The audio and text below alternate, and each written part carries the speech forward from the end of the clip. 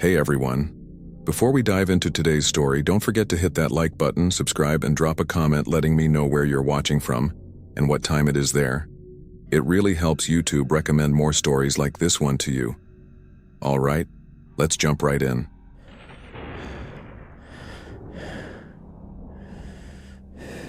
The first time I saw her in person, she wasn't on my front step. She was standing at the edge of my driveway, half in the shadows, just watching the house. She didn't move when I opened the blinds. Didn't flinch. Just stood there with her arms crossed like she was waiting to be let in. I'd never told her where I lived, not my street. Not my town, nothing. We'd only been talking on the app for about 3 weeks, and I swear to God, I was careful. VPN, fake name, even a burner number. It wasn't like I was being paranoid. I've just had a few close calls before. She said she lived in Oregon. I'm in Idaho, so when I saw her face in the driveway, the exact face from her dating profile, I got that sick drop in my stomach. You know that feeling when you narrowly miss a car accident? That was it. Cold hands. Shaky knees. No sound except my heartbeat in my ears. I didn't open the door. I didn't say anything. I just closed the blinds and stood there like an idiot, holding my breath. My phone buzzed. It was her, cute house. I didn't sleep that night. I didn't even move. Just sat in the dark with the kitchen light off, watching through the window with my phone in one hand and a baseball bat in the other. By 3 a.m., she was gone. Or at least, I couldn't see her anymore. But that didn't make me feel better, it made me feel worse. I replayed every conversation we had. She'd always asked a lot of questions. What my neighborhood was like, if I had roommates, what I drove, what nights I was usually free. I chalked it up to online dating weirdness, but now it felt like I'd handed her a map to my front door and said, "Come ruin my life." I thought about calling the cops, but what could I say? Hi, someone I never technically met showed up uninvited to my house and then left. They'd laugh. Or worse, they'd say she hadn't done anything illegal. I figured that was it. Just a weird one-off. I was wrong. 3 days passed. I blocked her. Deleted the app. Even considered deleting the email I used. Then I started noticing small things.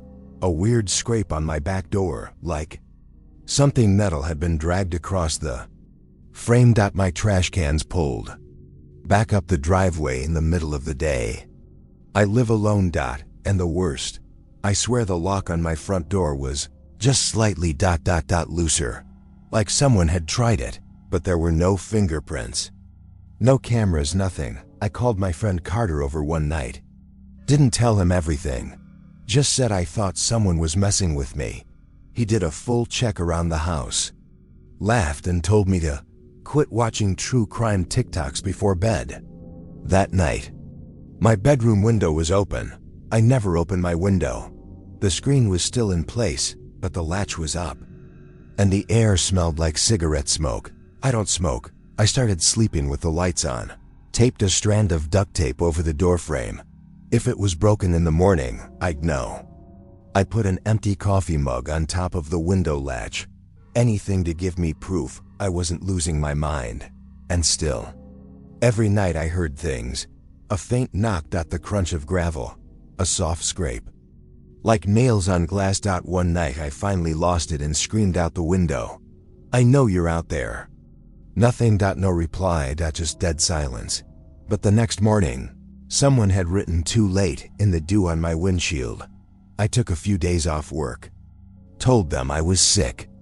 I didn't leave the house. Didn't order food. Barely moved. I was running out of things to check and recheck. At 1:12 a.m., the power went out. Everything. Lights, fridge, Wi-Fi, even my phone charger. Dead. I looked outside. Streetlights still on. Neighbor's porch light still glowing. It was just my house. I stood in the hallway, holding my breath, and heard the soft, slow creak of a floorboard in the living room. I didn't move, didn't breathe. And then, a voice. From the dark. A whisper. "I missed you." The whisper came from the darkest corner of the living room, the one place the streetlight didn't reach. It sounded like she was inches from me, like she was leaning in close enough that her breath should have been on my neck, but there was nothing.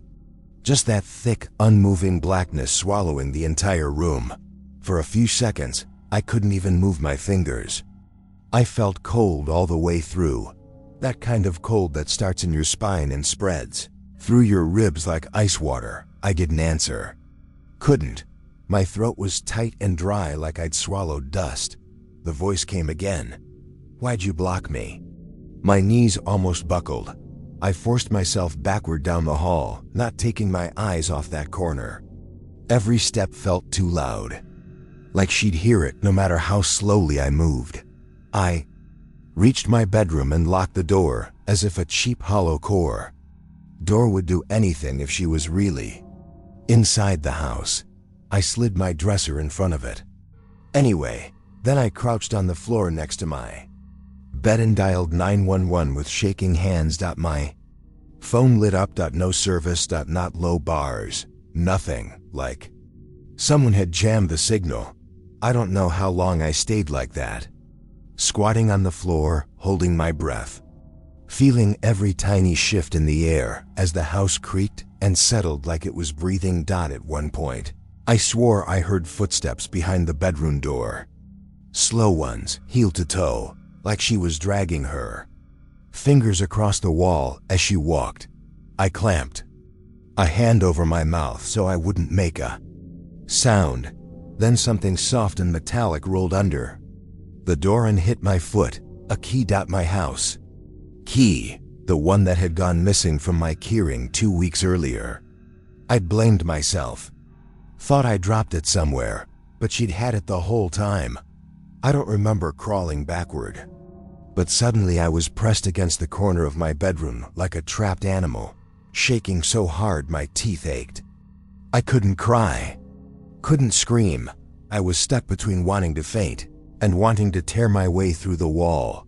Then a voice whispered through the crack under the door, playful, light, almost like she was smiling. "You weren't supposed to see me yet." I don't know what broke inside me. Courage, stupidity, panic, but something snapped. I grabbed the metal lamp off my nightstand, yanked the cord free, and tightened my grip like it was a weapon. I pressed my ear to the door. Silence. Not normal silence. The heavy, charged kind. The kind where you know someone is holding their breath on the other side. Very slowly. I moved the dresser, heart pounding in my throat. Every inch feeling like it took hours. Then, gripping the knob, I twisted it. My hand was slick with sweat and almost slipped. The hallway was empty. Pitch black, but empty. I kept the lamp raised as I tiptoed down the hall.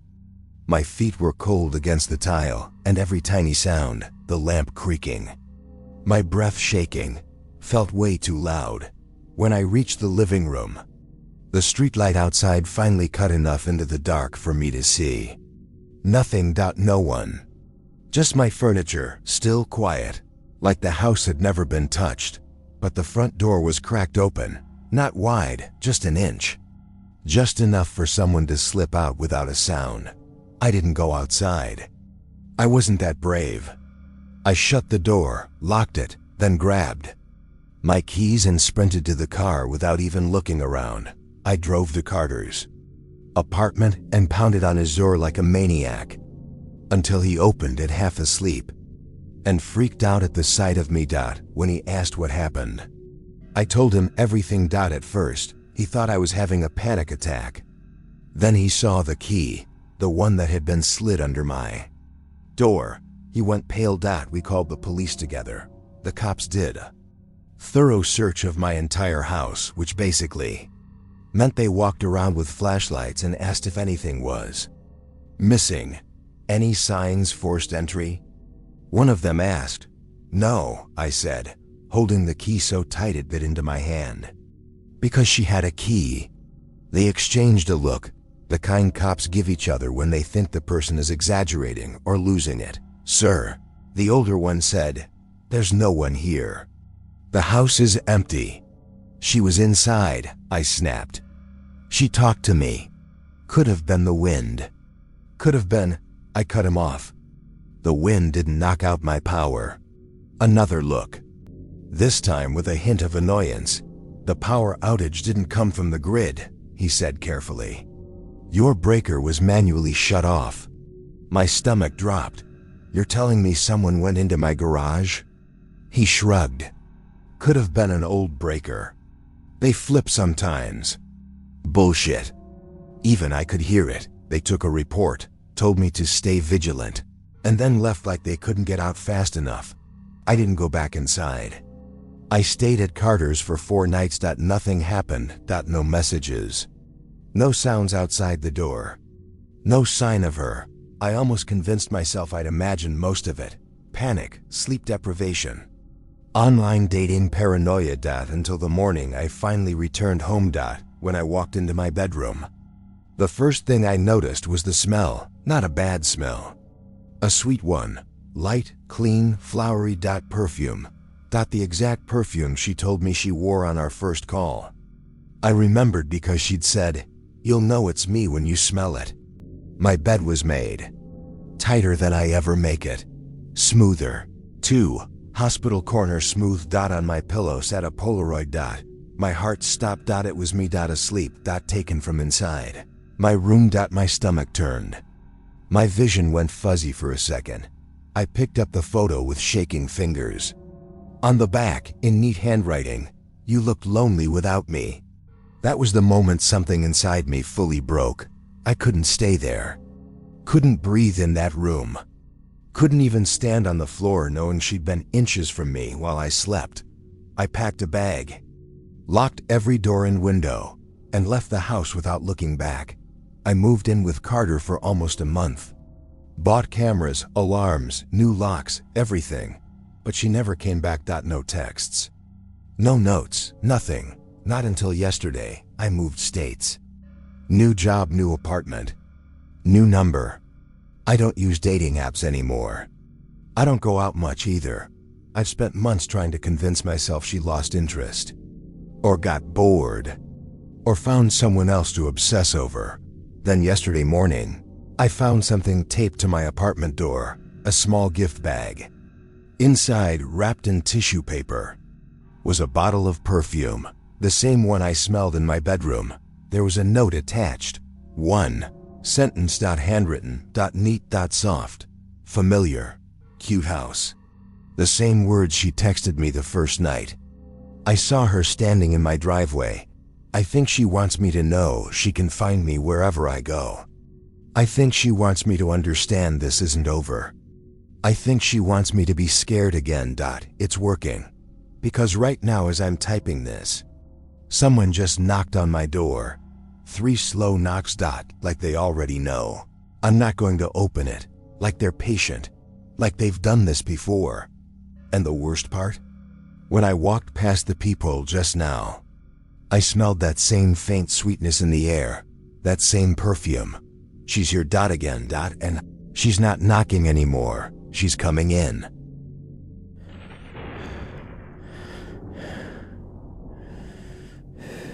The moment he stopped responding, I didn't think much of it.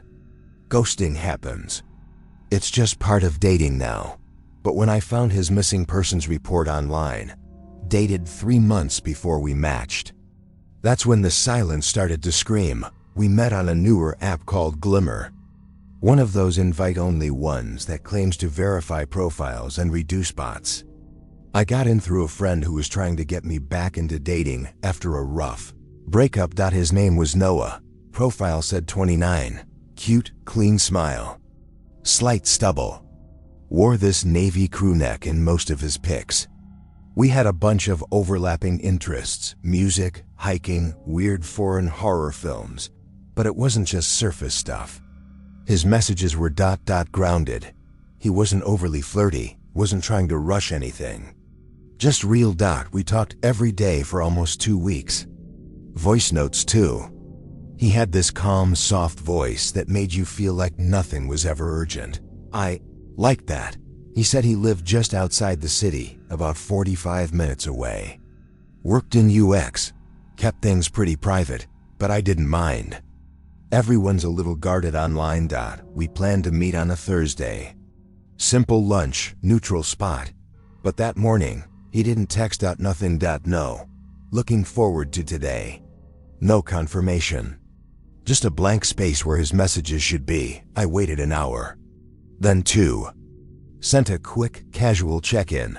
Nothing. By late afternoon, his profile was gone. Not unmatched. Just gone. At first, I told myself it was just a flake. People disappear all the time. Maybe he got cold feet. Maybe he had a girlfriend, whatever. It stung. But it wasn't the end of the world. But something about it felt off. The app never notified me of an unmatched. His voice notes were still saved in our chat for a while. Then one by one, they vanished, almost like someone was remotely deleting them. And something else. I couldn't find him anywhere. No Instagram. No Facebook. No LinkedIn. Not even a trace on Spokio or White Pages. It was like he didn't exist. That's when I Googled his full name, the one that showed up in a PDF he once sent me. Some movie list he made. And I found it. Noah Charles Whitmore. Missing. The article was short. Local news. It said Noah was last seen 3 months ago in his hometown, 30 miles south of where he said he lived. Last phone ping put him near a hiking trail. No signs of struggle. Car found parked. Door unlocked. Wallet inside. His parents had put out a plea. There was a photo of them standing beside his parked Civic in a grocery lot, holding the missing persons flyer. Same guy. Same navy crew neck. Same tired but warm smile. I stared at the screen, my heart slamming so loud it made my hands tremble. It wasn't a coincidence. It was him, but if he vanished 3 months ago, who the hell had I been talking to? I told myself there had to be some mix-up. Maybe it was an old report. Maybe he was found and it hadn't been updated. Maybe someone faked a profile using the dead man's photos. So I called the local precinct listed on the flyer. Pretended to be an old friend trying to reach out. Asked if Noah had ever been found. The woman on the line said no. Still active. Still open. But no leads in months. She said the only thing they'd discovered was that someone kept logging into his Spotify account. I asked if it could have been him. She hesitated. Then said, if it was, he never played a single song. That night I couldn't sleep. Every creak in my apartment made me jump. I kept checking the peephole. Pacing. Listening. I couldn't shake the feeling that I'd been speaking to a ghost. Not in the paranormal sense, but in the he's not supposed to exist way. I went back into my phone, reinstalled the Glimmer app, and tried to access our chat. Nothing, but the app showed I had a message request. No username. No profile pic. Just one message. Did he tell you about the cabin? I didn't answer. I couldn't. My hands were shaking too much. Another message appeared seconds later. Don't look for it. I barely ate the next day. I kept thinking I was being watched. That someone had eyes on me through my phone. Or that my apartment wasn't as secure as I thought. I started wondering if maybe this was some elaborate sick joke. Maybe someone found out about the Noah case and catfished me for fun. Maybe they were using his identity to lure people in. But there was one thing I hadn't tried. Noah had sent me a Spotify playlist. Something he called midnight driving music. I opened it. Most of it was chill ambient stuff. Bon Iver, Joji, that kind of thing. But one song stood out. A weird one called Dead Air. It was nothing. Literally. A full track of silence. Exactly 3 minutes and 33 seconds long. No artist listed. No album. No lyrics. I played it. Turned my volume all the way up. And somewhere around 2:45, I swear I heard it. Just a whisper. One word: cabin. The next morning, I used everything I had to trace him. Old message headers, cached images, even metadata from the PDF. One image he sent had GPS data buried deep in the file info. Most people wouldn't notice, but I work in it. It pointed to a remote area near a small town called Elmsway. A dot on the map, barely any population. Nothing out there except woods, water, and seasonal cabins. I don't know what possessed me, but I went. Told my job I needed a mental health week. Packed like I was going camping. It took 6 hours to get there. The last 2 hours were all dirt roads and tree lines. My signal dropped completely by mile 5. When I finally got close, I pulled off near an old trail entrance. There was no one around. Just wind through the trees and the sound of my own boots crunching gravel. I followed the path marked in the GPS metadata. Every step felt heavier. The woods were dense, like the air didn't move right. Like sound didn't travel the way it should. Then I saw it. A cabin. Tiny. Weather-worn. Wood panels grayed with age. Windows dark. No cars nearby. I froze. Every instinct in my body screamed to turn back. But I'd come this far. I stepped onto the porch. The boards creaked under my weight. Then the front door opened. Just a crack, like it was waiting for me. The front door of the cabin creaked open on its own, just an inch. Like someone had been standing behind it, waiting. Or like it wanted to be opened. I froze on the porch. The air felt heavier here, like something dense, and still had settled over the whole clearing. No wind, no birds. Just the sound of blood rushing in my ears. I whispered, "Noah?" Even though I hadn't seen him in weeks. Even though every part of me knew he wasn't going to answer. Still, the silence felt charged, like the whole cabin was holding its breath. I pushed the door open. It swung slowly, revealing the inside, dark, dusty, untouched. The kind of silence that makes you feel like you've just walked into a place that hasn't been disturbed in years, but that wasn't true, because I smelled it. Immediately. Coffee. Fresh, warm, lingering. Someone had been here recently. I stepped inside. The wooden floor creaked beneath my boots, soft with age and damp.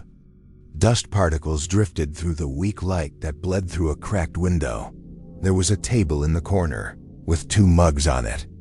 One was full, still steaming. That's when my stomach dropped, because the full mug, it was the same exact design Noah had posted in one of our chats. The one he joked he stole from his ex. I walked toward the table, and that's when I saw it. A phone, face down, with a cracked case. I recognized the sticker on the back. A little pixel ghost. It was his. I picked it up. Dead battery, but the case, the scratches, the sticker, all of it matched the photo he sent me the night we were supposed to meet. I suddenly felt watched. That prickling heat up your neck, like eyes were behind you, but not close. Just far enough to stay hidden. I turned around. Slowly. No one. But the front door, the one I left cracked open, was shut and locked. I panicked. Tried the knob. Yanked it. Pounded on the wood. No movement. No sound. No signal on my phone. Either. Nothing. I was cut off. I circled the cabin looking for another exit. Back door, basement, window. Nothing gave.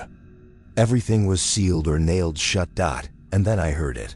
From somewhere inside the walls. A soft, buzzing. Like a speaker coming to life. Then a voice.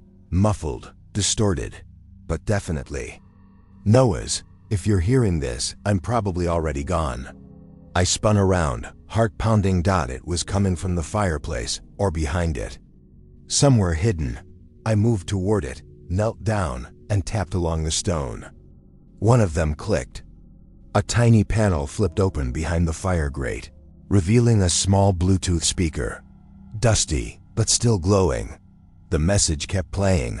I don't know who's using my name, or how they got into my accounts, but it's not me. It's never been me. They learn your patterns. They listen through your mic. The app isn't real. It's a funnel. It's how they find people. People who won't be missed right away. If someone matched with me, ... They weren't talking to me. They were being tested. The voice cracked like he was crying. They won't kill you right away. That's not how it works. You'll talk to them for days. You'll think you know them. Then one day they'll just stop talking. But they're not gone. They're already watching. Don't trust the silence. The silence means they're closest. I sat frozen, cold sweat pouring down my neck. The speaker went dead. I don't know how long I sat there. 5 minutes? 10? Then I heard footsteps. Not outside. Upstairs. I didn't even know the cabin had a second floor. It looked tiny from the outside. But there they were. Slow, steady. Creaking boards. I called out, "Noah?" No answer. More footsteps. Then something worse. A voice from upstairs. "You made it." I'm glad. It was Noah's voice, but different. Slower. Too calm. Like a bad impersonation. Like someone was mimicking his tone without understanding emotion. I backed away toward the fireplace. My brain was screaming to move, to run, to do anything. But I was frozen. The footsteps moved toward the stairs. I could hear each one. Deliberate and slow. I darted behind the table and grabbed the fireplace poker, the only thing even close to a weapon. Then the stairs creaked. One at a time. And finally he stepped into view. It was Noah, but not. He looked like his pictures. Same jawline. Same hair, same tired eyes. But he was too thin, pale, lips cracked. Cheeks hollow, eyes glassy like he hadn't slept in weeks. His navy crew neck was dirty, stained, but he was smiling too. Wide. The kind of smile people wear when they're told to act normal but don't know how. "I've been waiting," he said. I stepped back. "What is this? What the hell is happening?" He tilted his head. "Don't you want to stay? You came so far." I raised the poker, my hands shaking. "I don't know who you are, but you're not Noah." He flinched. Not from fear, more like confusion. I was Noah, before they made me listen. That's when I saw it. A thin black cord trailing from behind his ear into his hoodie, not a headphone. A wire. Something was feeding him. Or controlling him. I ran. I didn't think, didn't wait. Just threw the poker at him and bolted for the front door. It opened this time, like it was letting me go. I sprinted into the woods. Branches slashed my face. My lungs burned. I didn't stop until I saw my car. I drove for hours. Didn't stop until I hit the first major town. Sat in a gas station parking lot for what felt like forever. When I finally got service again, I tried to report the cabin. The voice, him. But when I checked the GPS coordinates again, they were gone. No metadata. No trace of the photo. The spot on the map was now listed as private land restricted. I searched for Noah's case again, but the articles? Gone. Even the Reddit thread I saved vanished. All that's left is one message in my archived Glimmer inbox. One I swear wasn't there before. No profile picture. No name. Just one line. "Don't talk about the silence." I haven't, until now, but sometimes I still hear it. That blank, humming pause like dead air right before a song starts. And when I hear it, I check the corners of the room. Because Noah was right. The silence means they're closest.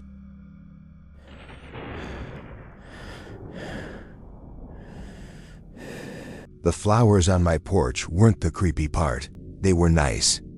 Wrapped in brown paper, tied with string. No card. No note. Just left there, centered perfectly on the welcome mat. The creepy part was that I just mentioned flowers in a conversation. Like minutes earlier. In a chat. On the dating app, I'd said something dumb about how no one brings flowers on a first date anymore.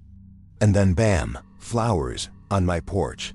That I never told her I lived at. Her name was Sam. Or at least, that's what her profile said. Short for Samantha. Cute photos. Messy bun, oversized sweater, chai latte. Typical cozy girl energy. We met on an app called Ember, one of those newer ones, less polished than Hinge, more casual than Bumble. She messaged me first. Said she liked my book collection. I'd posted a shelf pic in my profile, humble flex. I guess we started talking. She was smart, funny, fast. Like the type of fast that keeps pace with you, but always stays one step ahead. And the way she spoke, it felt like she already knew me. Not in a creepy way, at least not at first. More like someone who just got me, knew the movies I liked, knew the books I was about to mention, made playlists with songs I hadn't heard in years, but somehow still loved. It was flattering, disarming. And maybe that's why I didn't notice how weird things started to get. First red flag was the coffee shop. I'd mentioned the little place I went to. Sometimes super tucked away, barely on maps. Next day, she sent a photo of her oat milk latte. Same cups, same countertop, same stupid chalkboard that says, "You look hot," holding this, in bubble letters.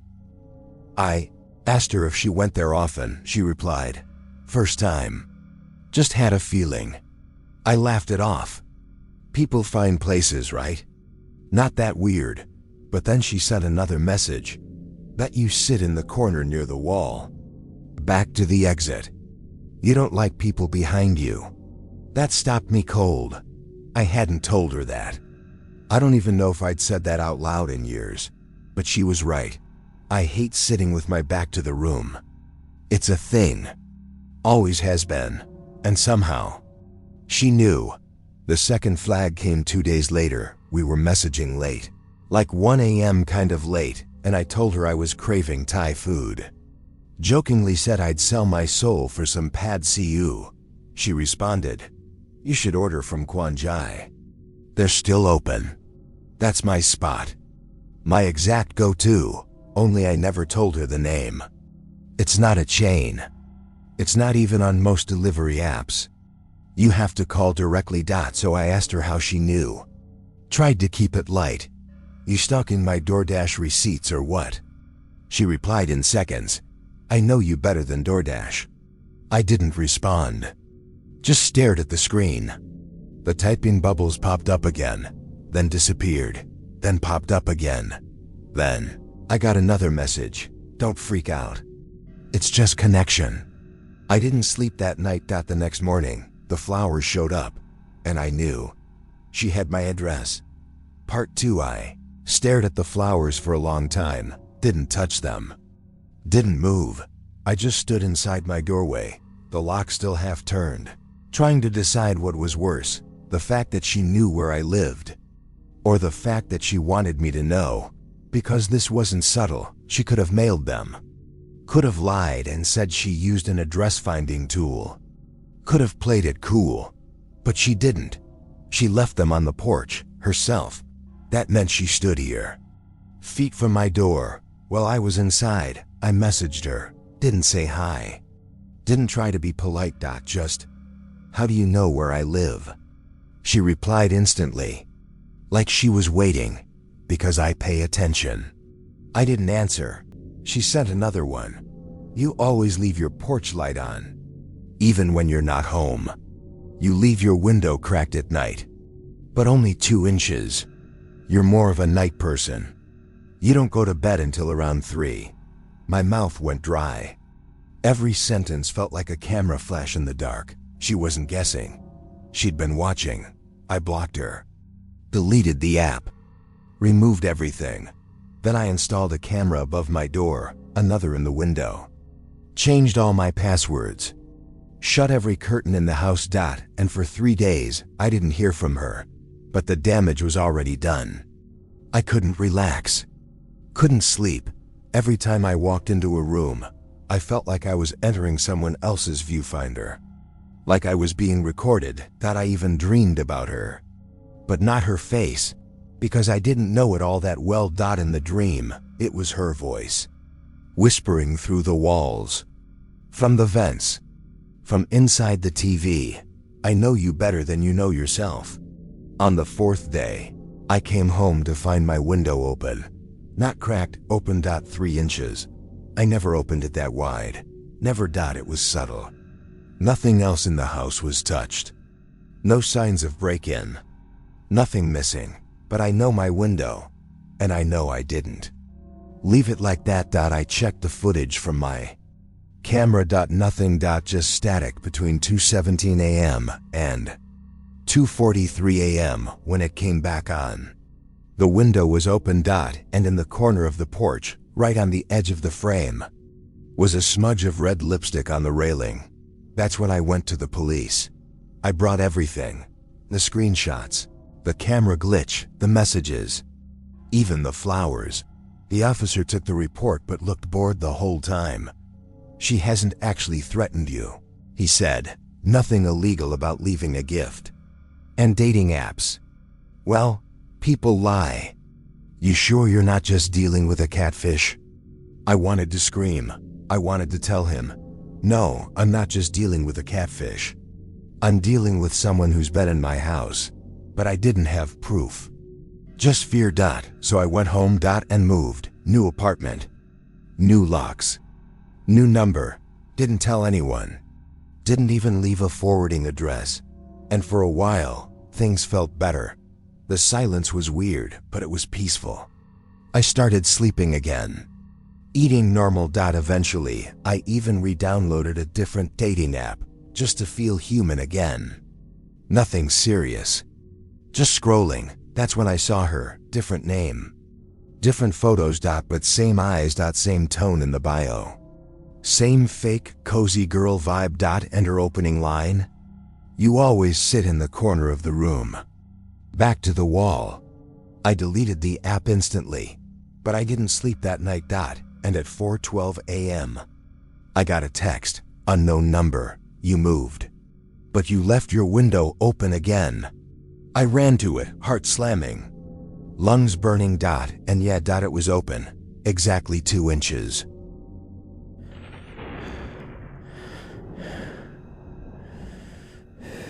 The first photo showed me sleeping.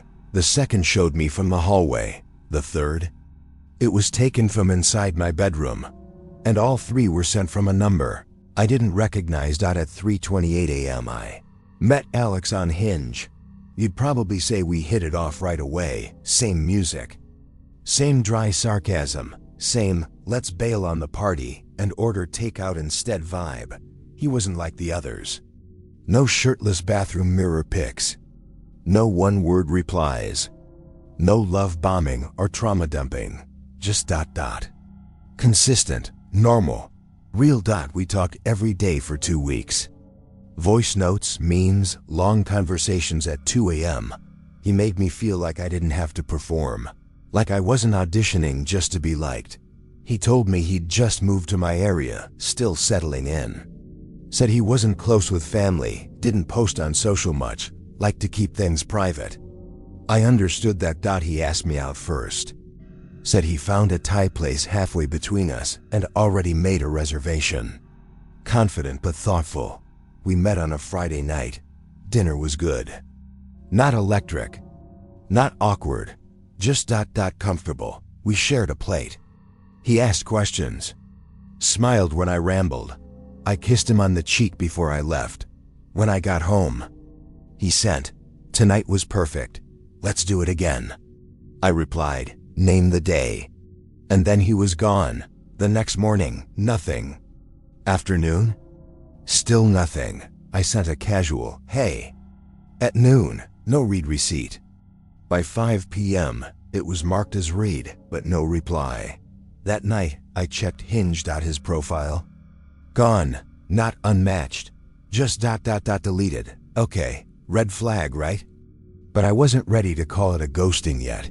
Maybe he got busy. Maybe his phone died. Maybe he was having second thoughts and didn't know how to say it. But 2 days passed. Then 3 ... and that's when I started to get really uncomfortable. Because before we met, Alex had told me something weird. Something I hadn't thought twice about until now, he said. I already feel like I've known you longer than 2 weeks. At the time I thought it was cute. Now it felt like a warning. I didn't catch. The first text came 4 days after the date. No name. No context, just a single photo. Of me. Asleep. Lying on my side, mouth slightly open. Hair in a mess of curls, taken from my own bedroom door. I stared at it so long my hands went numb. Then my phone buzzed again. Another photo, this time from the hallway. Zoomed in, same time of night. And then a third inside the room, closer. I scrambled up from the couch, heart slamming. Checked every lock, every window. I live alone. My place isn't big, nothing broken, nothing out of place, but someone had been in here, watching me, photographing me. While I slept, I tried calling the number. Straight to voicemail. I called the police, they came. Checked everything. Took a report. They asked if I'd had any breakups recently. Any weird online interactions. I said no. They told me to be cautious, change the locks. Set up a camera. When I asked if they'd trace the number, the younger cop gave me a look I hated. You sure these aren't just selfies? Like I'd made it all up. I didn't. To sleep that night. Or the night after. But nothing else came. Until the doorbell rang. At 3:31 a.m. I didn't answer it. Didn't even move. Just sat on the floor behind my bed, clutching a kitchen knife with the lights off. The bell rang twice more. Then silence. I stayed there until sunrise. When I finally checked my porch, there was nothing. No one. Just my welcome mat flipped upside down, and a toothpick, clean and sharp, laid neatly across it. I stood there for a long time, just staring at the toothpick. It sounds stupid now. A toothpick isn't exactly threatening, but the precision of it, the way it was placed dead center on the flipped mat, perfectly aligned, felt personal, like a calling card. Like a wink. I didn't touch it, just took a photo. Went back inside and called the cops again. This time, I got someone who sounded more annoyed than concerned. She told me unless there was a break-in or a direct threat, there's not much we can do right now. When I asked if they could review traffic cams from my street, she said the city's footage doesn't run 24/7 in residential areas, but if he shows up again, let us know. If I didn't go to work that day, or the next, I spent hours scrubbing every trace of Alex from my phone, our chats, the photos, the voice notes. But I couldn't bring myself to delete his contact. I needed the name there. I needed a target for all this. I kept thinking, what if I missed something? What if the red flags were there the whole time, and I just ignored them because I was lonely? And then, the voicemail started. Blocked number. No message, just audio. The first was 17 seconds of silence. But not pure silence, if you listen closely. And I did. You can hear breathing, slow, controlled, like someone trying not to be heard. The second voicemail came a day later. This one had sound, not a voice, just scraping, metal, on metal. Like someone slowly dragging something sharp along a pipe, and underneath it, a hum, not a tune, not music, just a low, steady note, like a fridge compressor or an old generator. I called my phone carrier, asked if they could trace blocked calls. They said only law enforcement could request that. And law enforcement was already done taking me seriously. I installed more cameras, got motion detectors, started sleeping with the lights on and the TV playing white noise. Every night felt like I was waiting for something to happen. But it didn't, single quotes D, least. Not in the way I expected. One morning, I woke up to my TV frozen on a single frame, just static. Like an old analog glitch. I clicked the remote, nothing, unplugged it, replugged it, still frozen. Then I saw a dot in the corner of the screen, just barely visible in the static. Was a shape, a figure, standing in the hallway. In my hallway, like the feed had glitched for a second and captured something. It wasn't supposed to. My hands went ice cold. I checked the hallway in real life, empty. But the image? That shape stayed burned into the screen until I replaced the entire TV. I started checking out of life, stopped seeing friends, shut down social, told my job I needed a leave of absence. I didn't feel safe in my home, but I didn't know where else I could feel safe. Alex was gone. But someone else, something else, had replaced him. I don't know if it was him behind the number, or if it was ever him at all. That's what really started to get to me. The idea that Alex, the man I met, who kissed my cheek and told me he'd text me tomorrow, might not have been real, that he was just a mask someone wore, a mask that was slipping. Last week, I finally got a reply, not from him, but from his old number. The one I swore was disconnected. It was just 3 words. Are you awake? It was 3:27 a.m., 1 minute before I usually get those messages. Then the second one came, I'm behind you. I didn't turn around. I didn't check the hallway. I just stayed frozen in my bed. Heart in my throat, phone clutched to my chest like a lifeline, and the worst part? I believed it, not because I heard anything, but because I didn't. There was no sound, no creaking, no shifting. Just that same terrible, unnatural silence, like someone was holding their breath. With me, I've since moved. Again. Didn't tell anyone where. New phone. No apps, nothing. And still, some nights when I'm drifting off, I swear I hear the scrape, that soft metal sound. And once, just last night, I woke up to find my new phone buzzing. No contact name. Just a number. And a message. I miss watching you sleep.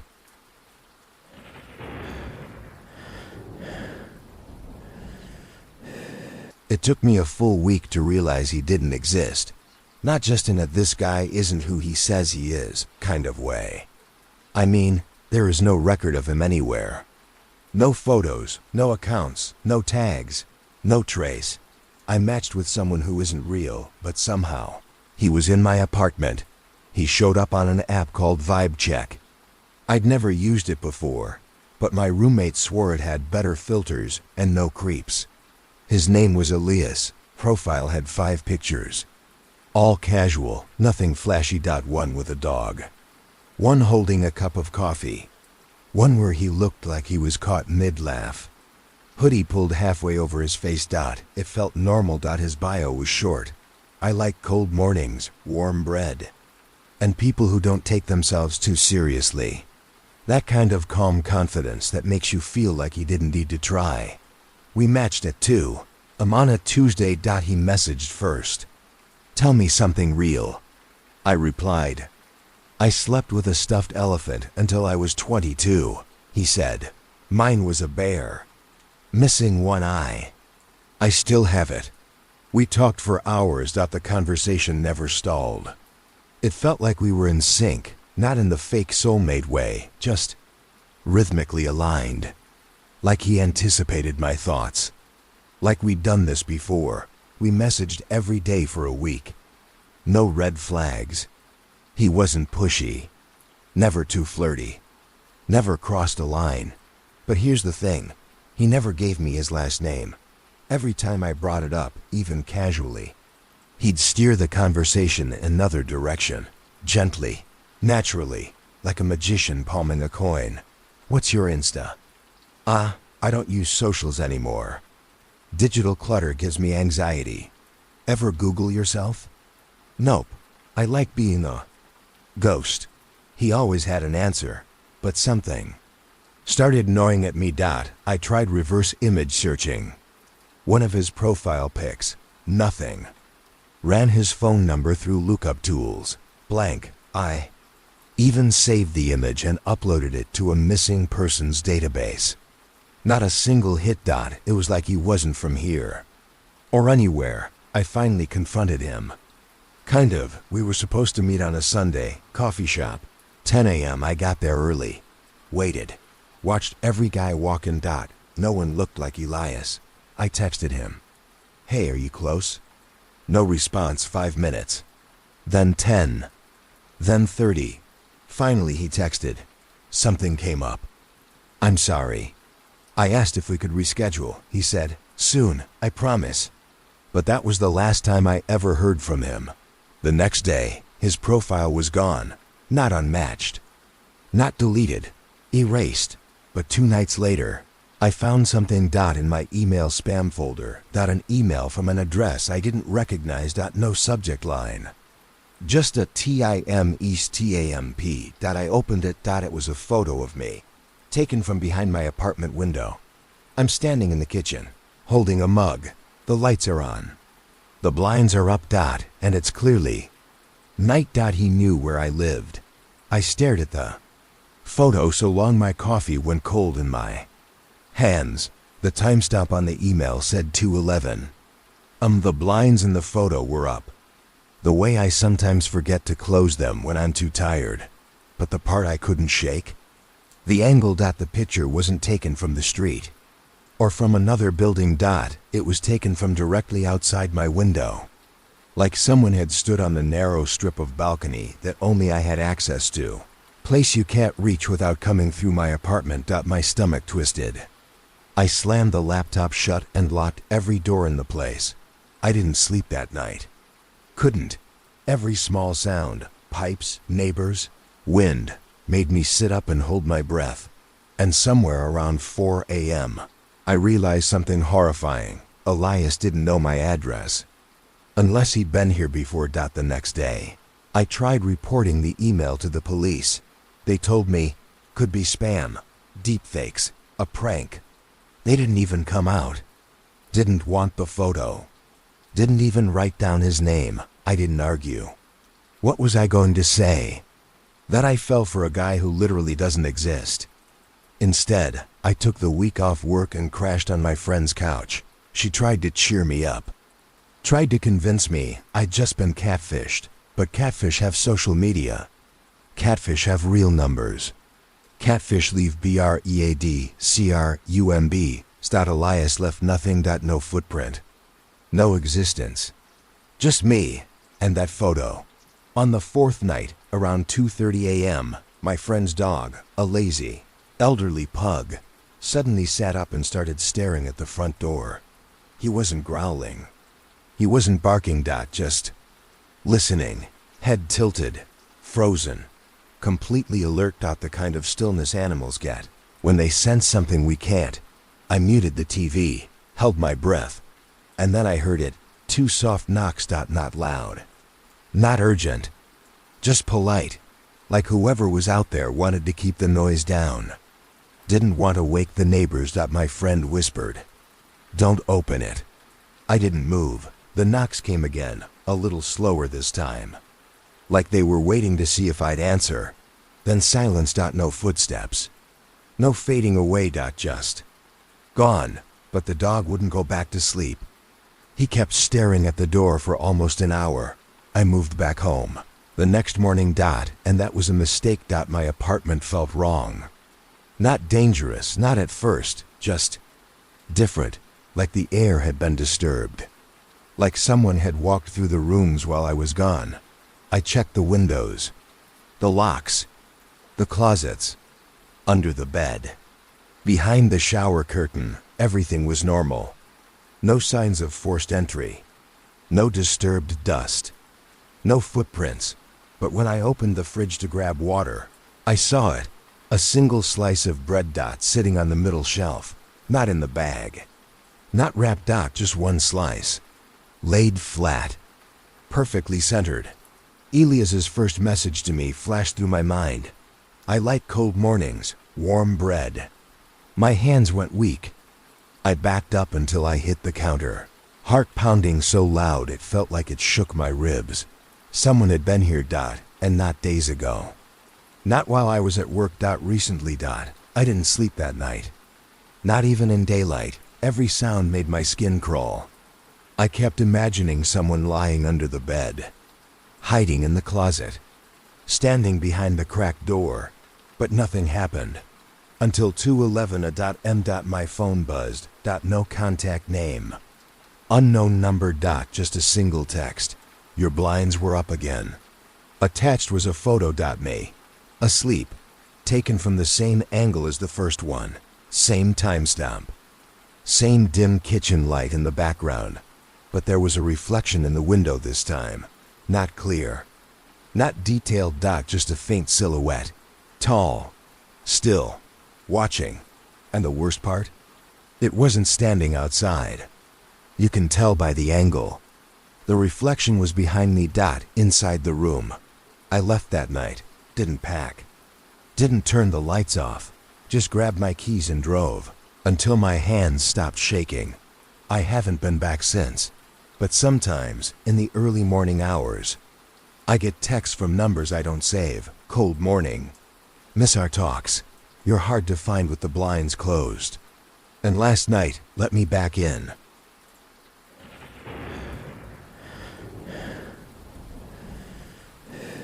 The second I stepped through the door, I knew something was off. The air was cold.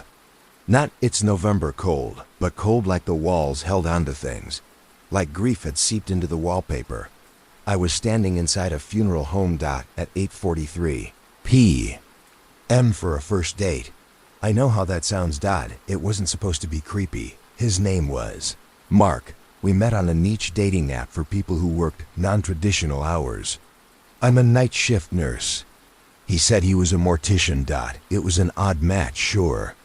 But Mark was charming, calm, a little dark in his humor, but not in a weird way, just the type of person who doesn't flinch when you talk about death, which I appreciated. He said he wanted to keep the first date low-key. He had an evening shift, but didn't want to cancel, so he offered something creative. Come by the funeral home. I'll give you the grand tour, we'll eat in the break room, and I'll prove I'm not as spooky as my job. It was weird. But weird isn't always bad. And if I'm being honest, I was curious. So I said yes. He met me at the side entrance, wearing a fitted button-down and slacks. Hair slicked back. Hands clean but dry, the kind of hands that see chemicals and gloves every day. Hey, he said, smiling. Glad you came. The hallway behind him was dimly lit, smelled faintly of antiseptic and old carpet. I promise this isn't a setup for a horror movie. He joked. No trapdoors, no body swaps. I laughed, too loud honestly. I was nervous, but his voice had that steady, quiet rhythm that puts you at ease. He led me down the hall. I already finished my work for the night, he said. Everyone here is sleeping. The funeral home was older than I expected. Heavy doors. Floral wallpaper that had yellowed. Chairs with thick arms and faded upholstery. We passed by a room where a casket was closed and set for morning viewing. The lighting was warm, gentle. The kind of fake peace places like this try to create. I slowed a little. You sure this is okay? Mark nodded. I've been working here 6 years. I know every creak. You're safe. His voice never changed. No edge, no shift. Just calm. We reached the break room. Small. A kitchenette, table, 2 chairs. A candle flickered on the table beside 2 takeout containers. Tie okay? He asked. I remembered you said you liked it. I smiled, surprised. I did. That's sweet. He shrugged. Morticians are great listeners. No one else talks. Dinner was fine. Quiet. He asked questions. Listened closely.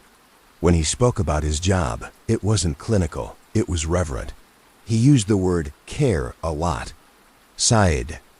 Working with the dead wasn't about closure. It was about transferring stillness back into the world. He had a way with words. But about 20 minutes in, I noticed he hadn't touched his food. You're not hungry? He blinked slowly. Not really. I eat earlier, but I wanted to sit with you. I smiled politely, but tucked that moment away in the back of my mind.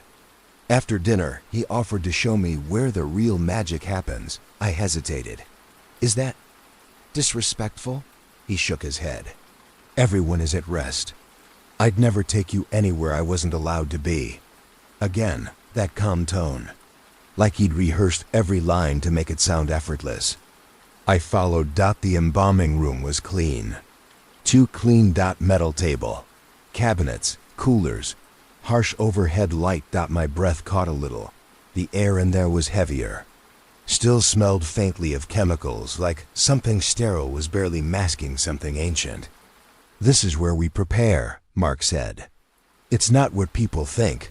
We don't fix the dead. We help them let go.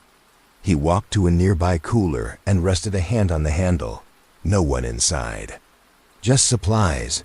He smiled, reading my tension. You're safe.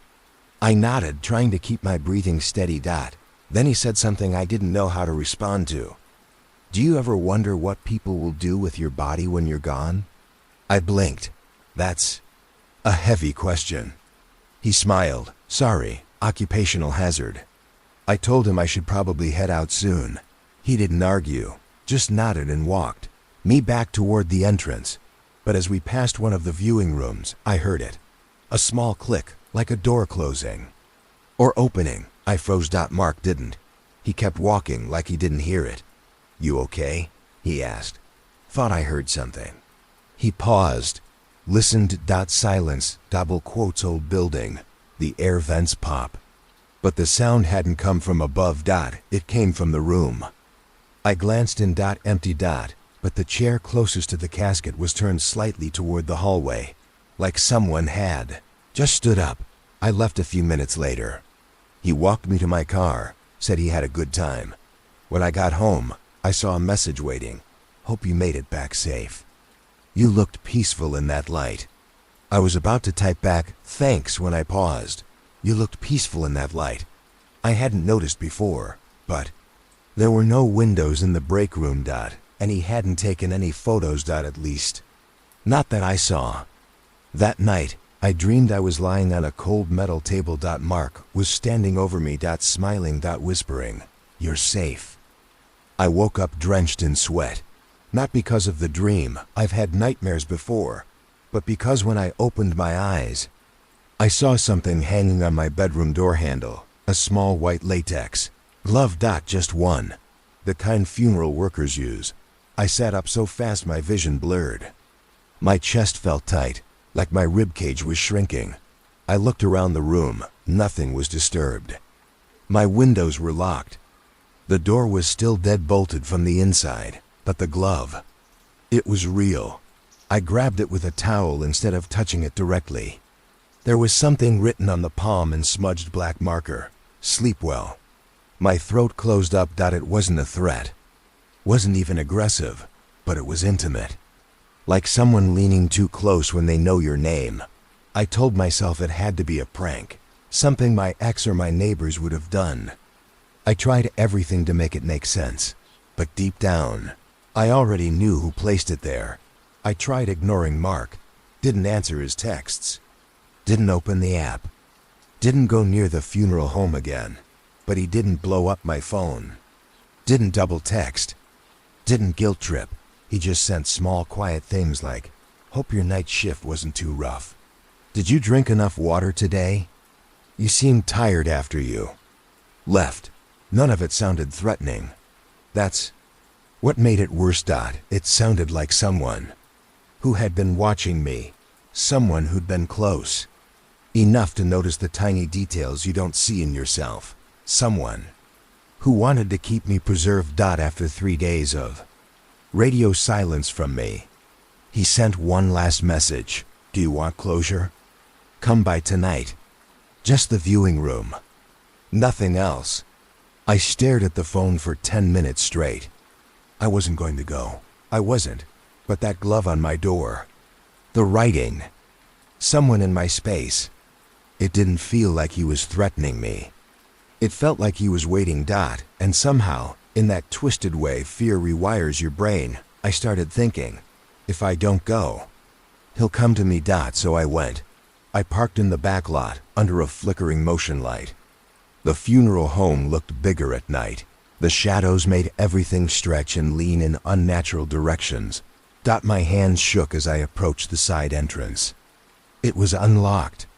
He'd told me it would be, The hallway was dim, quieter than before. I could hear the hum of the air vents, the soft buzz of exit signs, the metallic click of my own breath inside my throat. "Mark?" I whispered. No answer, but there was a soft glow down the hall.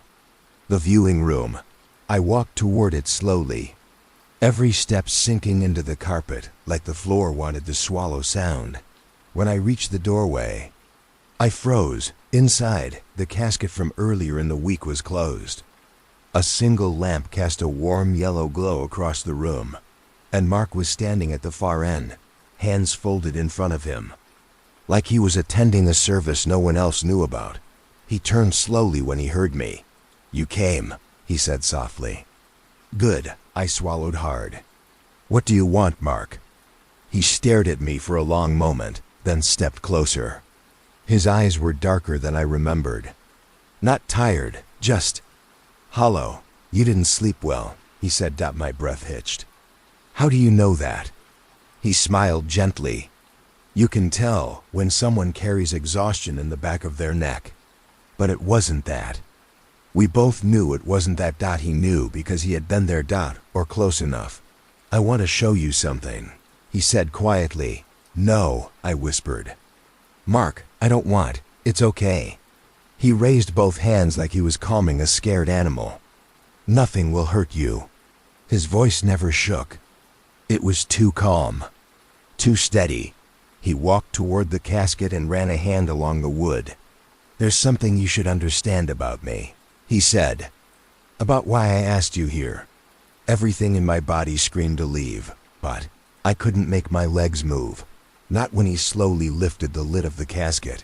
Inside was nothing. Just lining, smooth, perfect, cold looking. But on the pillow was something that made my stomach drop so violently I thought I'd throw up. My scarf. The one I wore on our date. The one I swore I had misplaced. The one he'd complimented, said the color looked peaceful on me. I stepped back. "Mark, what are you doing?" His eyes softened with something like affection, or what he thought affection was. "I wanted to show you," he said quietly. "I've been preparing the room." "For what?" I choked out. "For you." I staggered back, slamming into a chair. My pulse roared in my ears. No, Mark, I'm not." "You deserve a place of rest," he murmured. "A proper one. Not the cold, messy life you're forced to carry now." "Mark, stop. You don't understand." He moved closer, too close. "You're the first person who ever stayed. Even for one night." My blood went cold. "Stayed where?" He smiled. "In the hall." My heart stopped. "You didn't see me," he continued. "But I saw you. After our date. You were tired. You laid down on the couch and slept so deeply. I felt sick." He had been inside. Inside the funeral home. Inside the break room. Watching me sleep. He reached his hand out like he wanted to cup my cheek. "I knew then," he whispered. "You belong somewhere peaceful." I ran. Not strategically, not smartly, just pure instinct. I shoved past him, sprinting down the hallway. The building seemed longer than before, stretching with each step. I could hear him walking behind me. Not running, just walking, calm, slow, like he already knew I wasn't getting out. I hit the side door, locked. The back door, locked. Every exit, locked. My breath was coming in harsh gasps. Now Mark's voice drifted from down the hall. "You shouldn't run in places made for rest." I ducked into the embalming room and slammed the door. There was no lock. Heavy equipment. Cold tables. A faint chemical smell that filled my lungs. I pressed myself behind a metal cabinet, crouched, shaking. Mark's footsteps were soft, steady. He was taking his time. When he reached the doorway, he paused. "I want you to know," he said. "I would never hurt you." I covered my mouth so he wouldn't hear the sob. "You don't need to be scared. Once the stillness settles in, no one is scared." He stepped into the room. I don't know how long I stayed hidden. Seconds, minutes. But at some point, everything went silent. No footsteps. No breathing, nothing. I waited. And waited. When I finally crawled out, heart slamming, eyes burning. The room was empty. Mark was gone. The hallway was dark. The doors were open. The funeral home was silent. I didn't question it. I ran out into the night until my lungs felt like they were tearing. I didn't stop. Not once. I moved. Changed my number. Changed jobs. Never told anyone what happened. But last week, I got a package at my new apartment. No return label. Inside was a folded white latex glove. And beside it, my scarf, perfectly pressed, smelling faintly of antiseptic, and a handwritten note. I'm still preparing your room.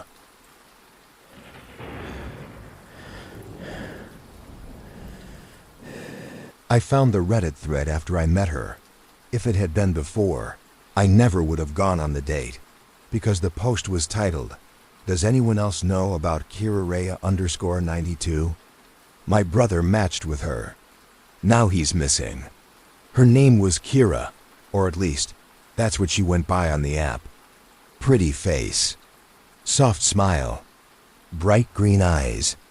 Long dark hair, kind of wavy and wild. Like she'd just stepped in from the woods. We matched on a Wednesday night. Her profile was simple. No quirky lines or over-the-top bios. Just, I love conversations that make time disappear. It felt genuine. Intentional. Like she wasn't playing the app game. Like she wasn't in a rush. And that's what I liked most. Our chat moved slowly at first. She never replied instantly. Never bombarded me with emojis or fake small talk. She made you work for the thread, in a way, that made it feel worth it. Her questions were sharp but warm. What's a mistake you made you'd never undo? What do you avoid thinking about when the room gets too quiet? Not surface level stuff. She asked me real things. The kind of things no one asks anymore. The kind of questions that make you feel seen. And every time I answered, she seemed to already know. She would say things like, "I thought you'd say that. I had a feeling. It should have creeped me out. But it didn't. It felt like comfort. Like being known. We messaged every day for a week. She never gave me her number. Never called. Never FaceTime. And never used social media. I asked once if she had Instagram.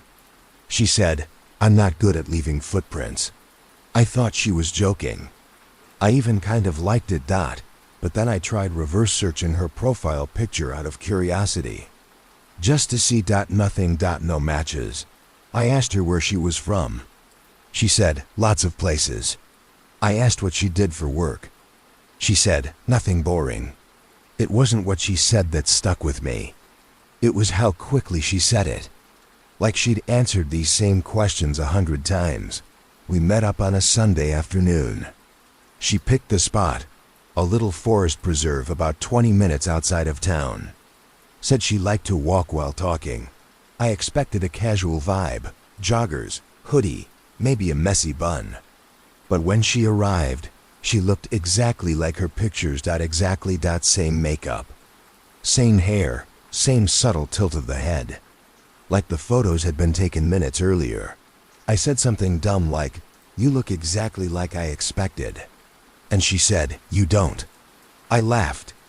She didn't single quotes The walk started out okay. The trails were mostly empty. It had just rained, so everything smelled like pine needles and wet leaves. Kira didn't walk like someone on a first date. She didn't seem nervous. She never fidgeted or looked at her phone. She walked like someone who was leading. I asked her what her last relationship was like. She said, "Short." I asked what happened. He didn't listen. Then she turned and looked at me, eyes locked, dead still, and said, "Are you a good listener?" I smiled. "I think so."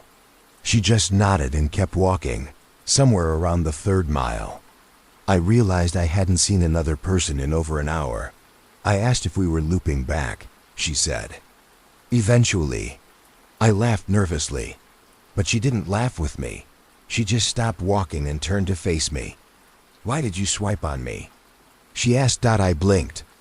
I mean, you seemed different, honest, beautiful. She tilted her head. Not because you thought I was broken? I froze. No, what? Why would I think that? She smiled, finally, but it wasn't warm. It was small, knowing, like I'd confirmed something. Some men like broken things, she said softly, because they think they'll be the one who fixes it. I shook my head. I'm not like that. I know, she said. Then she turned and kept walking. I made an excuse to leave around sunset. Saw it I had to help a friend move furniture. She just nodded. Most people don't stay long. I asked what that meant, but she didn't answer. Just said, let me walk you back to your car. When I got home, I checked the app. Her profile was gone, not unmatched, not archived, gone. I stared at the screen for a long time. Then, just for the hell of it, I typed her username into Reddit. I don't know what I was expecting. A meme, a post, maybe an AMA. Instead, I found it. That thread. Posted by a guy named J_Westfield. Dated 2 months ago. It said, my brother went missing after meeting a girl from an app. He showed me her profile once. I remember her name, cautionary_92. Her account vanished the day after their date. Police can't trace anything. I tried searching. I found one other guy who matched with her in a comment thread. He disappeared too. Now I think I'm being watched. She doesn't want people asking questions. If she matched with you, run. Part 2. I didn't sleep that night. Not because of the Reddit thread, though that was bad enough, but because every few minutes, I'd swear I heard something outside my apartment. Not footsteps. Not knocking. Just waiting. A kind of presence. Like someone was standing still long enough for the air to notice. By 4 a.m., I couldn't take it.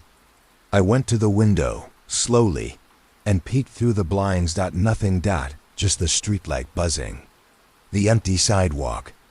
The same car parked across from mine since yesterday. It should have calmed me down. But as I stepped back from the window, my phone buzzed. A notification. From her. Not on the app. The app profile was still gone. But through my phone number. I hadn't given her my number, ever. The message was short. You shouldn't read things that aren't meant for you. I felt the blood drain from my face. My hands went cold. I typed back, fingers trembling. How did you get my number? No reply. I stared at the screen, waiting for the typing bubbles. Nothing. I tried calling. It rang once, then cut off. Disconnected. Like the number wasn't real. The next morning, I didn't go to work. I barely moved. I reread the Reddit post at least 20 times. I clicked through every comment. There were dozens, people sharing stories of brief matches, weird vibes, sudden unmatches. Half of them sounded fake. But half didn single quotes T. And one comment stuck out. She always meets in isolated places. She never changes her photos. She deletes her profile the same night. Then another. My cousin matched with her last year. I can't prove it. But he never came home. And one more. She doesn't disappear. You do. My stomach twisted. I scrolled further and found something I didn't expect. Link to a Google Doc, titled simply, Kira List. It contains 6 names, all men, all missing. The most recent name? A.J. Westfield's brother. I slammed my laptop shut and grabbed my keys. I needed to get out of the apartment. Out of the neighborhood. Just out. I made it halfway down the stairs when I realized the same car from last night, the one parked across from mine, was still there. Same angle. Same slight dent in the front bumper. Same condensation on the windows. Just sitting. And something about it felt wrong. Too still. Too quiet. Like whoever was inside hadn't moved in hours. But I didn't check. I didn't want to. I got in my car and peeled out so fast I nearly clipped a mailbox. For the next couple of days, I stayed at a friend's place. Didn't tell him why. Just said I needed a break from my apartment. He didn't ask questions. He's good like that. But that first night, as I tried to fall asleep on his couch, I got another text. Same number. No greeting. No explanation. Just, I didn't choose them. Followed by, I chose you. I nearly dropped the phone. My friend heard the noise and poked his head out of the bedroom, asking if I was okay. I lied and said I just saw a spider. I couldn't tell him. Not when I didn't understand it myself. The next day, I got a DM from a throwaway Reddit account. It said, "You're being watched. Check your car." No username. No profile. No post in history. Just that one message. I rushed outside, half expecting to see someone crouched behind my bumper, or footprints, or a note, but all I saw was something stuck under my windshield wiper. A Polaroid. My heart stopped. It was a photo of me, taken through my living room window. Lights off, curtains slightly open, me sitting on the couch, scrolling on my phone. And in the bottom corner of the photo was something I didn't notice at first. A hand pressing against the glass. Long fingers, barely visible, like someone had been standing right outside, close enough to fog the window. I called the police. Finally, I didn't care if they thought I was insane. When the officer arrived, he took the photo, stared at it for a full 10 seconds, and said, "This looks edited." Edited? The way his voice flattened, the way his expression didn't change. I realized something then. He didn't believe me. Or worse, he didn't want to. He handed it back and told me to secure my windows better and stay with friends for a while. That was it. No report. No follow-up. Nothing. That night I tried to calm myself down. Tried to convince myself it wasn't as bad as it felt. But every time I closed my eyes, all I could picture was that hand. Those fingers. That stillness. Like she didn't. Not. She just watched. For as long as she wanted. On the third night, my friend went to bed early. I stayed up in the living room, pretending to scroll through my phone, trying to be normal. Then, at exactly 2:33 a.m., my phone vibrated.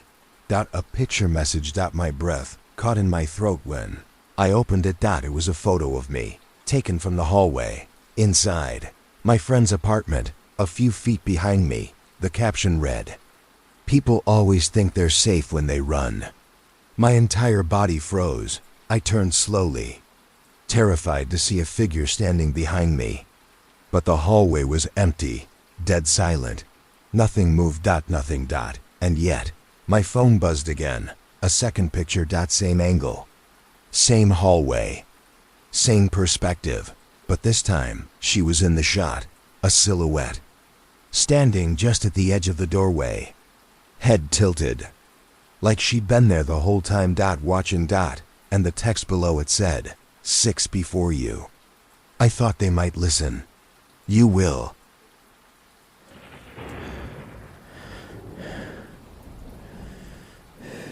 The date was awkward, sure, but not run for your life awkward. At least not until I came back from the bathroom and found her gone. Not just gone from the table, gone from the app, gone from my messages, gone from the internet, like she'd never existed. Her name was June, or at least, that's what it said on Hinge. Short, sharp bio, reader, road tripper, red wine over white. Let's meet soon or not at all. To the point. A little bold. I liked that. She messaged me first. Her opener was, "How long can you tell someone's going to be a problem?" I replied, "Half a drink." She said, "Then let's not waste a full one." We agreed to meet the next night. No endless back and forth. No FaceTime preview. She picked the spot. A quiet cocktail bar in a part of town that's weirdly dead after 9 p.m. No foot traffic. Just long blocks of office buildings and a few random stores with flickering signs. I got there first. She walked in 7 minutes late, wearing a leather jacket and a look that said she didn't care what anyone thought, and probably never had. The conversation was fine, not bad. Not great, Just fine. She answered questions, but rarely asked them. She stirred her drink a lot, but barely drank it. She looked at me, but never into me. Still, there was something about her that made me stay. It wasn't chemistry. It was curiosity, like I was waiting for something to happen. She smiled at the wrong moments, paused when she should have laughed, told me she never remembered her childhood like she was proud of it, and when I asked her where she worked, she said, "Somewhere I can't be Googled." About 40 minutes in, I excused myself to use the bathroom. When I came back, she was gone. I looked around, no sign of her.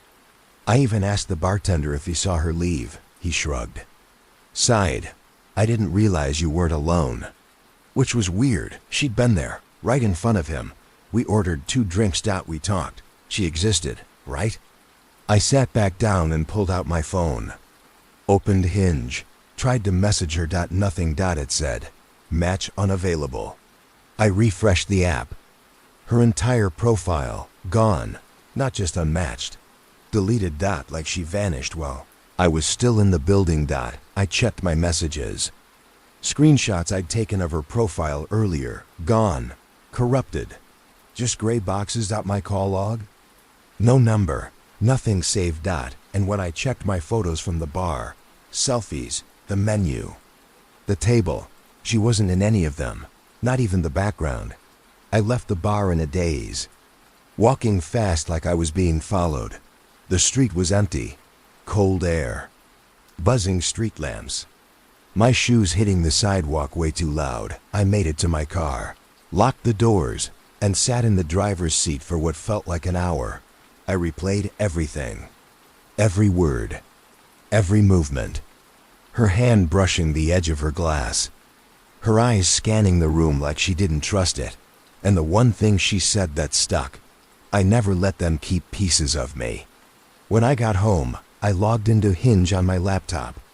I went through every match, every conversation. No sign of her. But buried in my blocked users list, there was a profile with no name. No photos, just a bio. It said, "You took too long." I stared at that blank profile for a long time. No photos. No name, just the message, "You took too long." I didn't know what that meant.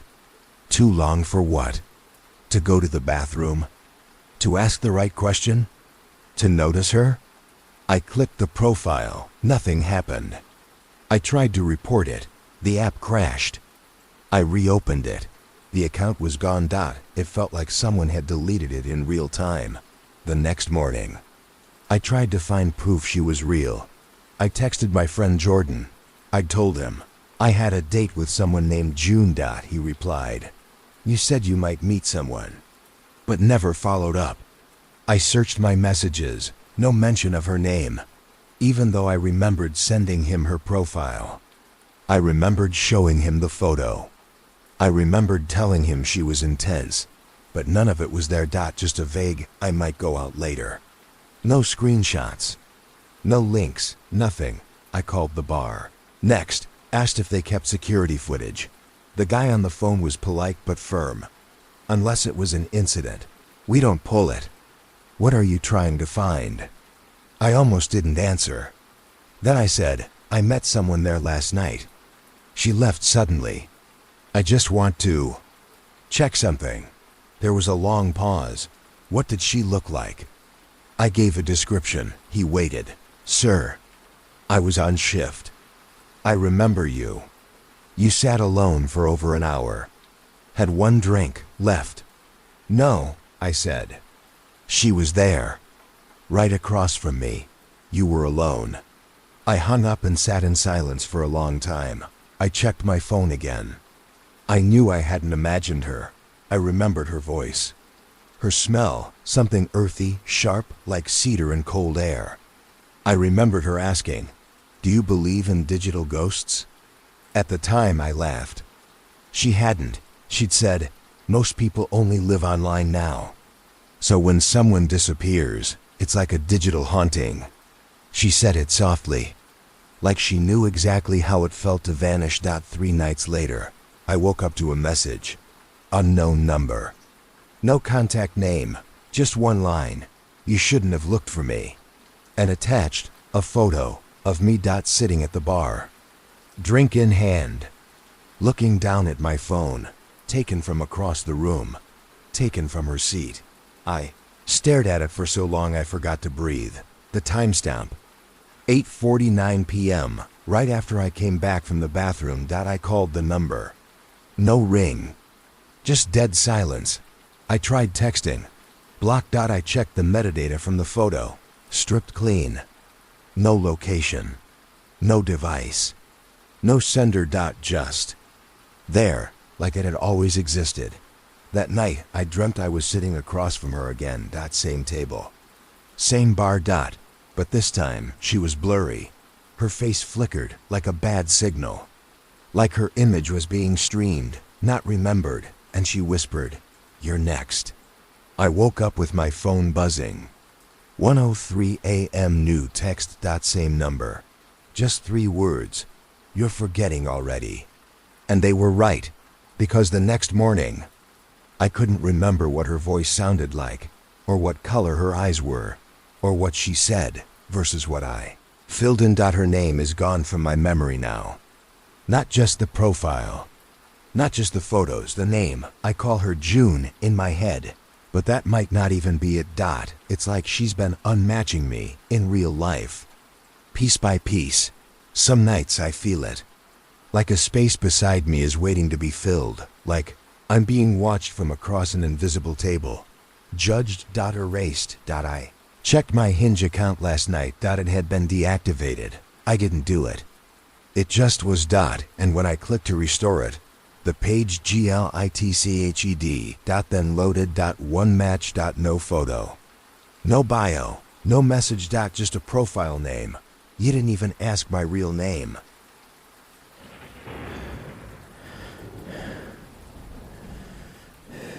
It started as a joke. We were talking about cologne, and I said something like, "Careful, I wear dangerously good stuff. It's been known to ruin lives." She laughed. Then she said, "I know what you smell like." At the time, I thought she was being flirty. Now I'm not sure she was joking. Her name was Madeline. We met on a niche dating app called Aura, meant for people who connect emotionally before physically. Whatever that means, she had this kind of retro charm. Her profile photo was grainy, like it was taken on film. Her bio said, "I remember people by how they make me feel and how they smell." I remember thinking that was weirdly specific, but also kind of poetic. She messaged me first. "What does comfort smell like to you?" I replied, "Warm bread. Someone else's hoodie. The seat of a car that hasn't cooled off yet." She loved that. Said she knew we'd get along. And we did, for a while. She was thoughtful. Never too much. Always just the right amount of interested. She remembered small details. Replied quickly but not too quickly. And then she started asking more personal stuff. "What soap do you use? What detergent? Do you wear anything with sandalwood in it?" It came off as quirky, not creepy. Like she was just into scents. Maybe worked in fragrance, I thought. She said things like, "Certain people are magnetic. Their scent stays on your skin, even when they're gone." I'll be honest, it felt deep at first. Like she really cared. We planned to meet on a Saturday night. Simple wine bar. Quiet, no expectations. But the morning of, she texted me, "You smell different today." I asked what she meant. She sent back a shrug emoji and said, "Just a feeling." We hadn't met yet. She didn't have my clothes. Hadn't been near me. As far as I knew, she didn't even know my last name. So I replied, "Unless you've got my laundry, I'm guessing you're bluffing." Her response came fast. "You wore Dior last night. Tonight will be something softer. Less noise." My stomach dropped a little. I had worn Dior the night before. Sauvage. I keep it for work stuff. I didn't post about it. Didn't mention it. Didn't go anywhere near her. I joked it off again. Said she must be psychic. She didn't answer that time. That night, I canceled the date, said something came up. She replied with a simple, "That's okay. I'm already close." I stared at the screen for a while. Reread it a few times. Already close? I didn't ask what that meant. I didn't want to know. Around midnight, I stepped outside to get some air. It had just rained. Everything smelled clean, cold, damp. And there, on my doorstep, was a small white bag with tissue paper sticking out of the top. Brought it inside slowly. No note. Inside was a bottle of cologne. One I recognized. No label. Just a soft amber-colored liquid in a simple glass bottle.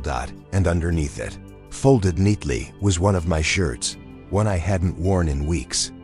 One I thought was in my laundry hamper, but it wasn't dirty. It was washed, pressed, folded, and sprayed with something familiar. I brought it to my nose, and that's when I realized. It smelled like me, but not how I smell now. It smelled like how I used to smell, like whatever she sprayed it with was from months ago. A time I couldn't even remember clearly. It wasn't cologne. It was memory. I blocked her the next morning. Deleted the app. Changed all my passwords. Did a full clean of my apartment, but none of that stopped the smell. I kept catching whiffs of it. In my hallway. Near my bed. On the inside of my hoodie. One I hadn't worn since college. It was everywhere, like she'd tagged my life with it. 3 nights later, I found something in my closet. A tissue. Folded neatly. Still damp. Smelling exactly like the bottle. Still fresh. As if she'd just left. I don't know how she got in. I checked every lock, every window. Even set up a cheap motion cam in my living room. Pointed at the hallway. Nothing. No alerts. No footage. Just a folded tissue in my closet that smelled like my childhood. I stopped going out for a few days. Started keeping the TV on at all hours, just for the sound. I didn't sleep, because every time I started to drift off, I'd catch it again, that faint warmth in the air, something sweet and familiar, but wrong. It's hard to explain. Like it didn't belong to a place, but to a memory of a person. Someone who remembered me more than I remembered myself. A few days later, I found a letter, not mailed. Just placed carefully between the screen and the front door. It was handwritten, on soft cream-colored paper, scented. Of course. It read, "You don't remember the first time we met, but I do. You were wearing that gray hoodie you always wear when you're sad. You smelled like soap and tired skin. You looked at your phone 5 times in 10 minutes. You didn't look up." I did. My hands shook as I turned the page. The next part said, "I know what you smell like when you're calm, when you're lying, when you're afraid. Right now you smell like fear. It's too sharp. I liked you better soft." I read it 5 times and still couldn't believe it, because I did wear that hoodie. That day, that coffee shop. Months ago. Before the app. Before I ever matched with Madeline. She was there. Before I knew her. That night, I tried sleeping in the guest room, a space I never used, where nothing of mine had any scent yet. I thought maybe if she couldn't track me through my own history, I'd feel invisible. But even there, on the pillowcase, I smelled it. That same warm, synthetic comfort, sweet, powdery, clinging to me. I started showering twice a day, changed detergents, got rid of every bottle of cologne I owned. Nothing worked, and then something worse happened. The scent changed. It got closer. Less memory, more present tense, like someone had just walked past me. Or stood too close behind me in a small room. I called my sister, told her everything. She thought I was having a breakdown, said maybe I was fixating, sighed maybe I needed to talk to someone. I told her it wasn't in my head, that someone had been in my house, that someone had taken something from me. Not just objects, parts. My scent, my routine, the way I carry myself. They weren't stalking me. They were replicating me. A week went by. No more letters. No more tissues. I thought maybe it was over. Then. One night, I went to grab a clean t-shirt from the dryer. It was already warm, but I hadn't run it that day. I opened the door. Inside was a different shirt. Not mine, but one I used to own years ago. An old college shirt, gray, soft torn collar. I'd lost it in a move. Never thought about it again, and yet, here it was. Fresh, clean, folded, and smelling exactly like I remembered. There was a note in the pocket. It said, "I saved this for you. Don't lose your scent again." It makes me sad. I didn't go home after that. I stayed at a motel outside the city. Didn't tell anyone where. I brought only the clothes I bought that day. All new, all unworn, unwashed, scentless. I even changed my soap. Stopped using deodorant. Tried to erase myself, but I swear, the second night there, I woke up around 3 a.m. and I smelled it again. Not strong, but faint, like someone had pressed their face into my pillow. And then left. I checked the lock. Still bolted. I checked the window. Still shut, but there was a mark on the mirror, a fogged fingerprint, just one, right at the center. I moved again. New apartment, new city, new everything. Didn't use my real name on the lease. Didn't go on any apps. Didn't talk to strangers. It's been quiet for a while now, but sometimes, just before I fall asleep, I catch it again. That scent, that old scent, like a ghost of myself is still trailing behind. Not mine anymore, but hers, wearing me, breathing me, becoming me.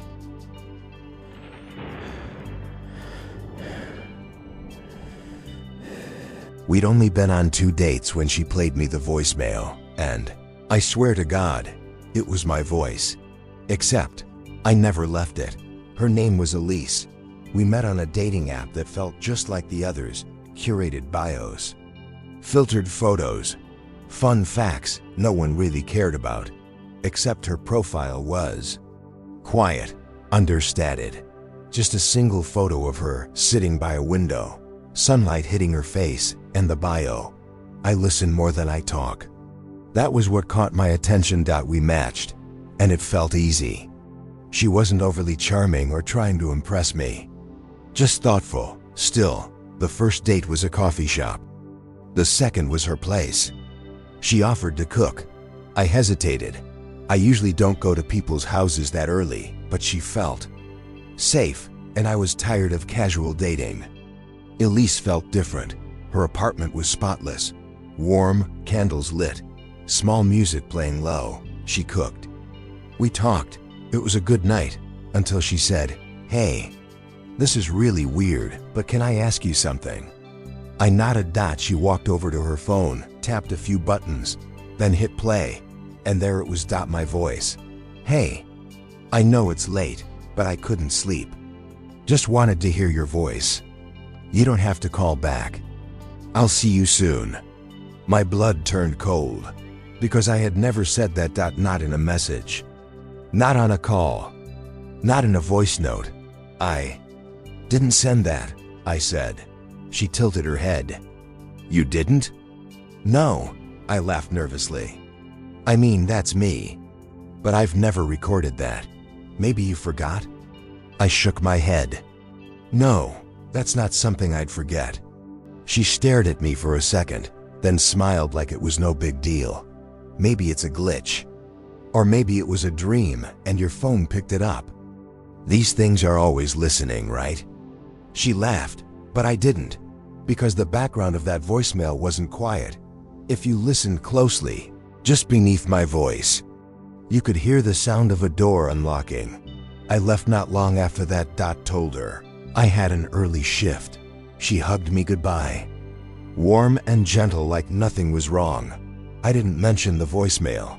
Again, didn't want to sound crazy, but that night, I checked every app, every recording, every corner of my phone. Nothing. No sent voicemails. No saved drafts. No audio logs. Just silence. The next morning, I found a new message waiting on my lock screen. No contact name. just a voice memo. Tapped play. My voice again. I saw you sleeping. You talk in your dreams. It's nice. The voice was clear, unshaken, but I never recorded it. I know I didn't. And worse, the background sounded like her apartment. I didn't reply. Didn't even open the message for hours. I just stared at it, feeling like something inside me had been stolen.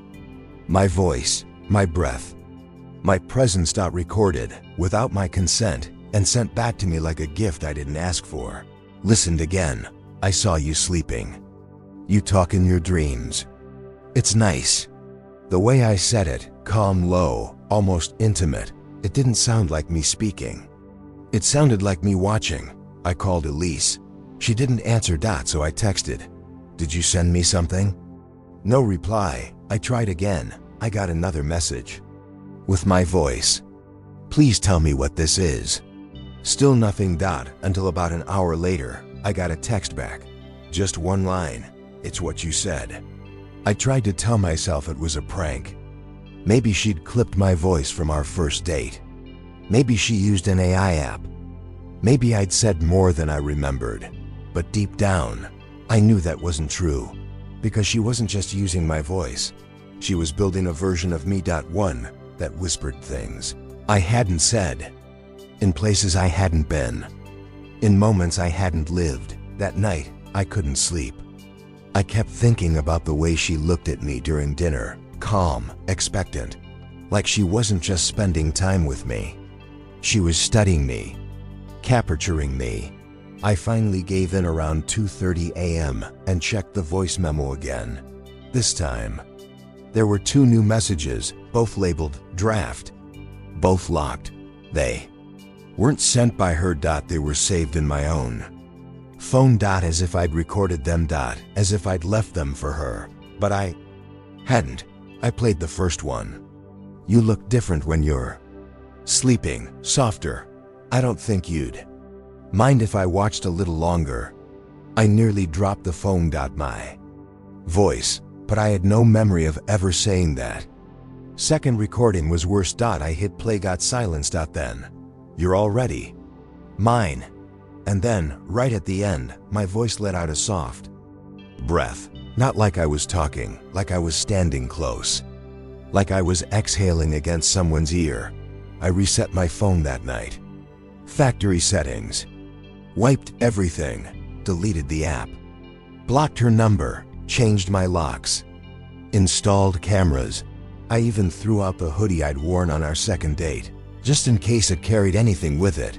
For 3 days, nothing happened. Then on the 4th, a package arrived. No return address. Inside, one item, a small voice recorder, old school, cassette, already playing. I pressed rewind. Hit play. My voice, calmer, clearer. "I was here before you let me in. You just didn't notice." Click. End. I haven't spoken to Elise since. Not in person. Not by phone. Not through any medium, but I keep finding recordings slipped into drawers, tucked behind mirrors. One in my glove compartment. Another taped under my desk. All in my voice. Each one saying things I never said. They're not threats. Not exactly. They're promises, versions of me I never chose to become. Words she wanted me to say. Moments she decided we'd shared, and I swear, some of them sound closer than they should, like they were recorded just a few inches away. I don't know how many exist. I've stopped looking. Because every time I find one, I start wondering, what if she's not just using my voice? What if she's replacing it?